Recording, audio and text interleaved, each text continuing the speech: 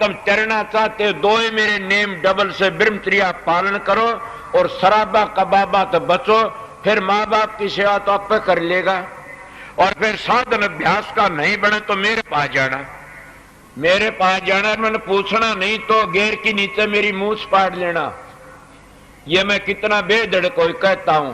शराब नहीं पी और मांस नहीं का चोरी जा रही, बच की रहो और अपने घर में ठीक ठाक रहो।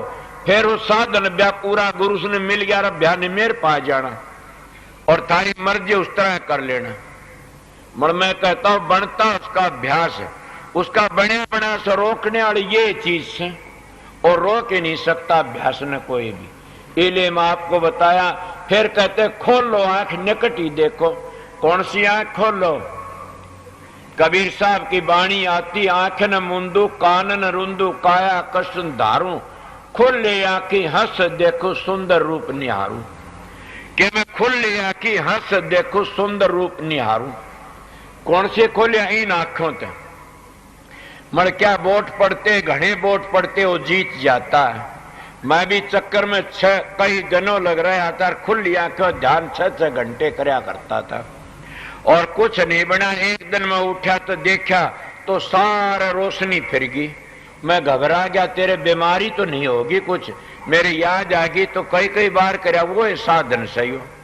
मगर उस साधन में 2 बीमारियां हैं, सत्संगियों और मेरे पास पूछ लेना, सबने पता से 2 बीमारी कौन सी हैं?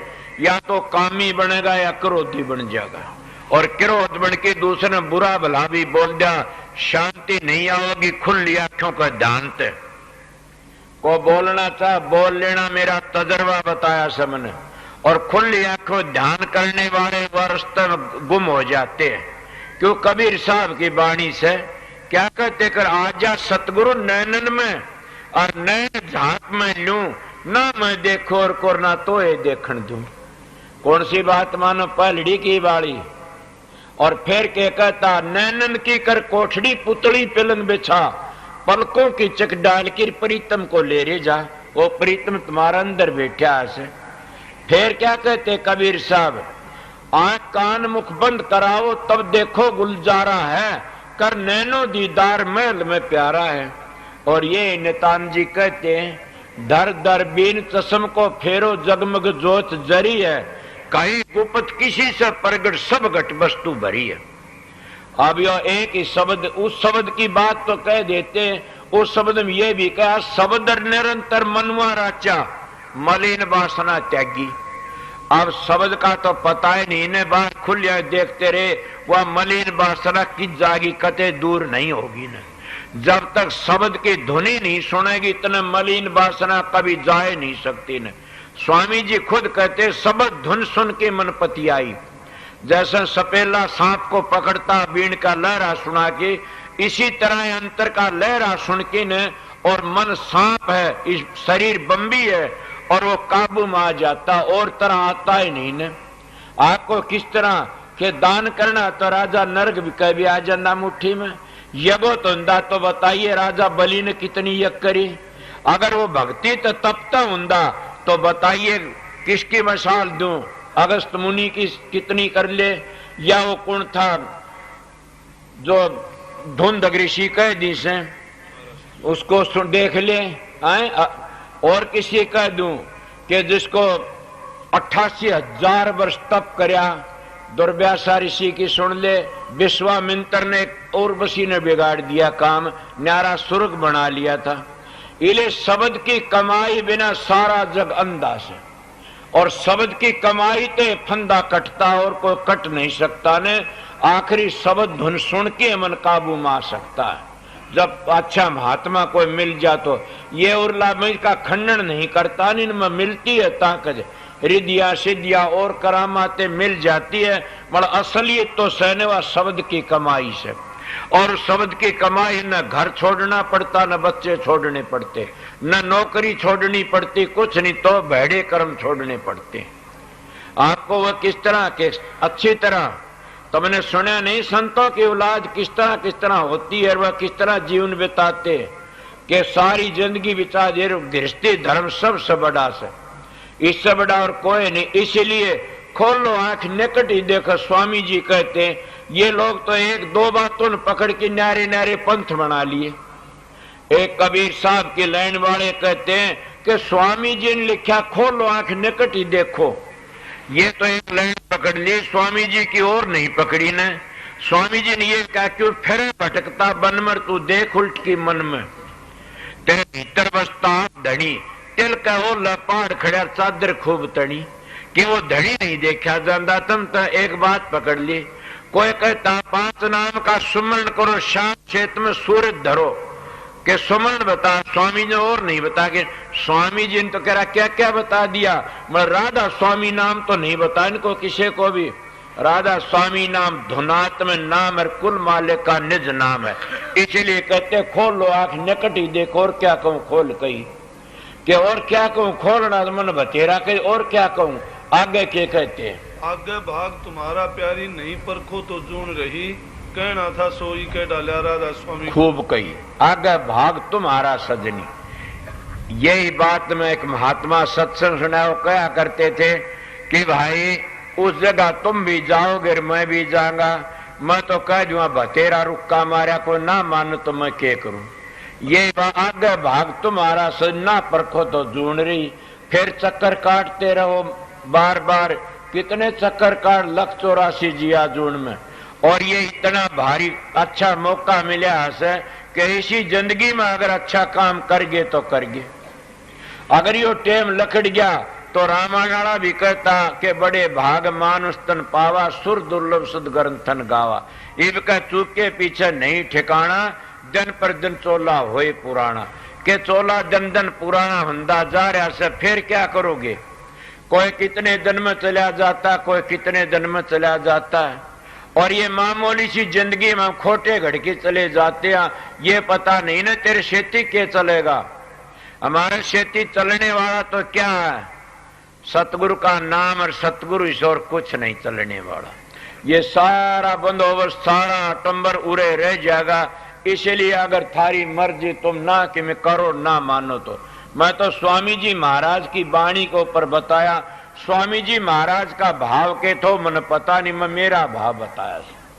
इसीलिए खोलो आंख निकट देखो। कितना निकट देखो, तुमने सुना नहीं कि वस्तु कहीं खोजे कहीं किस भी दावा हाथ, कह कबीर तब पाइर भेदी लीजिए साथ। जब भेदी ली न साथ दीनी वस्तु लखा, कोट जलम का पंथार पल में पहुंचा जा।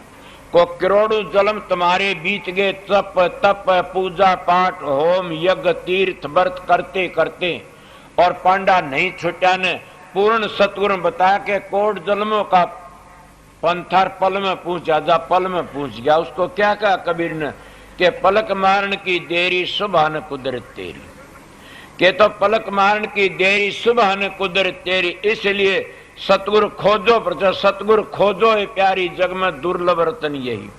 कि मैं आप लोगों को रतन की बात भी कर गया, तुम कहा करते आप उस अमृत पीकर की जी जाते, इसके 14 वो रतन लकड़े, उनमें सबसे बड़ा रतन क्या था, अमृत अमी का घड़ा। और वह पीने वाला की मृत्यु ही बता दी, जुग पर जुग बदले जी। मर जिसने यो अमृत पी लिया, राम नाम का अमृत पी लिया, वो जुग जुग जीवेगा। और वो मरता ही नहीं। कबीर साहब कहते हम क्यों मरा, मरो मरने हारा, हमने मिला जुआवन आला, के मरो को और कोई हम क्यों मरा। इसलिए जिन्हों राम नाम का मंत्र मिल गया और आज सुन दयाल का नाम मिल गया, वो धुनी मिल गई अंतर की। राम कहते रमे हुए को, जिन्हों पता लग गया वो क्यों मरेगा फिर। इसीलिए जो मरे सर, जिन्हें दंड भोगे सर, दुख भोगे, उनकी पूजा करोगे तुम भी आओ जाओगे। जिसने बंदे को बंदा मिले, छुटे कौन उपा, सेवा कर निर्बंध की पल में ले छुटा। जब बंदे से काल माया के चक्कर में पड़े, इस जन्म मरण में फंसे, इसे वो बताओ वो तुमने किस तरह छुटाओगे। इसलिए उन निर्बंध की सेवा करी तो छूट जाओगे। इले मेरे महाराज जी निर्बंध थे। कोई कहने वाला अगर ये का बंधन ना कति नहीं। मैंने एक दिन कह दिया महाराज जी आप ना सेवा पूजा देते और आप ले जाते हो, और उनको देते का मेरा कर्जा मांगते पिछले जन्म का, मैं अपना तारता हूं, मैं कभी जकरा नहीं करया। और कौन है इतनी उम्र का संत? मैं अपने गुरु की विषय घमंड से बात करता हूं। कोई किसे तरह मरा, कोई 3 दिन पहले बता दिया कि मैं फलाने दिन चौड़ा छोड़ दूंगा, और वो मानस अब भी 2-4 तो जिंदे हैं, 2-1 चले गए। तो इसीलिए मैं कहता हूं, मेरा महाराज का अगर मैं दुखी हो कि मरूं, फकीर भी ये कहा करता, मैं दुखी हो कि मेरे फोटो पर पेशाब करना। मेरे गुरु महाराज की भी यही बात थी। ए सत्संगियों, आगे पता नहीं क्या होगा और क्या नहीं होगा न। मैं तो वो बातें बता रहा आप लोगों ने कि संत सतगुरु ना अपनी पीढ़ी को गद्दी देते, न अपने नजदीक जो तो जिसको देते न करनी वाले को बख्शते हैं। स्वामी जी महाराज के शिष्य हजूर महाराज के शिष्य महर्षि शबरलाल महाराज ब्रह्म शंकर और शबरलाल महाराज के पंडित फकीर चंद परम दयाल। मैंने एक दिन प्रश्न कर दिया उनके साथ में कि आप परम दयाल, गुरु तेरा दयाल, तो आप परम दयाल। आज लगी न जोड़ा साहब ने प्रश्न करा, न नंसेर न उनका पुत्र कहता वो बैठा उन न करया। मगर मेरे बस की बात नहीं थी न। मैंने कहा मेरे बातें एक खास सी चलते जी ने बीच रही है। बोला क्यों? कि मेरे जी ने ये बीच रही से गुरु तो दयाल और आप परम दयाल। बोला बेटा शांति कर, सत्संग सुन ले फिर पता लग जाएगा। मैं सत्संग करके चले, उसके कमरे में जाई, मत्था टिका के पता लग गया, चाहे वो बात होए ना। बोला क्या लग गया? कि वाकई आप परम दयाल सो। उनका तने किस तरह समझा? कि मैंने ये समझा कि गुरु गद्दी पर बैठ सत्संग करते हैं तो अपने पाठक ने बैठे, दूसरे को नहीं बैठेंगे अपने स्टेज पर। न शोवरलाल ने कोई बैठन दिया, न हजूर महाराज ने बैठन दिया, न स्वामी जी ने बैठन दिया, न आग्रह ब्याह कोई को नहीं बैठन देने। और आपका दौर तो कोई कितने बैठे, चेलिया के चेले, आपके चेले बिठा लिए, उन्हें पूजा भी देते हो। इसीलिए परम दयाल का यही एक है। और दूसरे परम दयालता में यह समझा, लोग चक्कर में डालते हैं कि एक चमत्कार भी अगर कोई कर दे तो उनके एक बाल काटते, आपके हजारों चमत्कार देख लिए। उसका आप ये नहीं कहते मैंने करया, आप कहते मैं नहीं करया। वह बातें मैं भी ये बातें बताई कि तो अपने अपनी प्रारब्ध की बातें होती है। इन चमत्कारों को नोट करना शुरू कर दे तो क्या होया, बड़ाई में फूल जाएगा। केरा कितनी सतगुरु मदद करते, कितने का पार तारते, कितने की नौका पार करते, समझ गए। इसीलिए वो दयाल होते हैं। तो मैंने महाराज को कहा, ने बोला चलो अच्छा समझा तू कुछ तो। आपने निर्णय करके बता दिया कि सतगुरु क्या होता और गुरु क्या होता, और मैं भी उनके शरण में जाके ने तिर गया। मेरे गुरु महाराज बड़ा साधन करा, बड़ा अभ्यास कराया, मगर कई भ्रम थे न वो उठे जाके मेरे दूर हुए। मगर आज उनके अनुयायियों का ढंग देखता हूं तो मैं घबरा जाते हैं, मालिक आप परम संत थे, क्या ये काम किया? मैं भी आपकी मदद करना चाहूं था, आके किस तरह सुधना में क्या होया। इसीलिए मैं बोलता है सत्संगियों है प्रेमियों, 2 किस्म के गुरु आते, गद्दी का गुरु एक करनी का गुरु। गद्दी का गुरु आता रुखाड़ी करने के लिए, और करनी का गुरु आता है जीवन लेने के लिए। उन्हें करनी करके आता है, उसने डेरे कोई बनो, उसने किसी का परवाह नहीं होती। मगर आज तो दूसरा ढांचा बनया पड़ा फिर से कि क्या क्या बताऊं, कंदियाणी भी मन ने भी लाज सी आवस। इसीलिए कि गुरु घनेसर चेले थोड़े से, मैं गुरु नहीं बन रहा, मैं तो अपने गुरु की ड्यूटी बजाता हूं, उसका हुक्म था वो पूरा करता हूं।